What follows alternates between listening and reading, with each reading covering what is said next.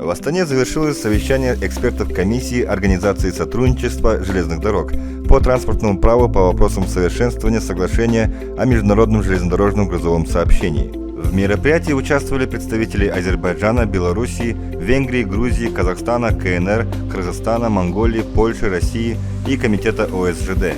Участники совещания рассмотрели предложения стран-участниц соглашения в части распределения между перевозчиками сроки доставки груза, ответственности и штрафа за превышение срока доставки, а также вопросы применения единой накладной СМГС, в том числе на перевозки с участием водных участков пути.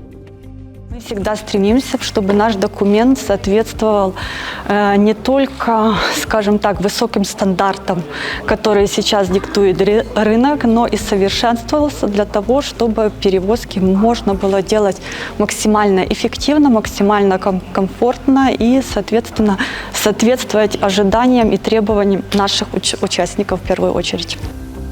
Проект изменений и дополнений будет направлен для рассмотрения всем участникам соглашения, после чего, если не последуют возражения, изменения вступят в силу. Каждая страна предлагает свои изменения и дополнения к соглашению, которые делают документ более гибким. По итогам совещания экспертов подписан протокол.